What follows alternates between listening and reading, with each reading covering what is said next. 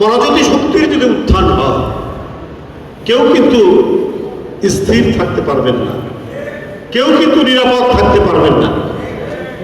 যে পরিকল্পিত সন্ত্রাসের আবহ তৈরি করে, একটি বাতাবরণ তৈরি করে আপনারা ঘোলা পানিতে মাছ শিকারের চেষ্টা করছেন, এই ঘোলা পানিতে মাছ শিকার করতে পারবেন না, বরং ঘোলা পানির মধ্যে আপনারাও পড়ে যাবেন। বিএনপি তার প্রতিশ্রুতি অনুযায়ী নির্বাচনের প্রাক্কালে যে প্রতিশ্রুতি দিয়েছেন সে অনুযায়ী সে কাজ করছে।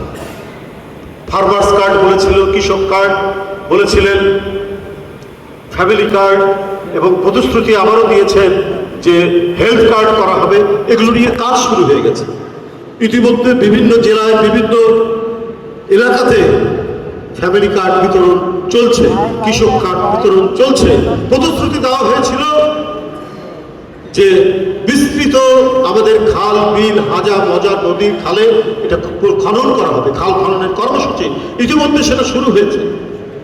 জেলা অ্যাডমিনিস্ট্রেশনকে ঢাকা থেকে বারবার এ বিষয়ে তাগিদ দেওয়া হচ্ছে এবং যেখানে যেখানে খনন করার দরকার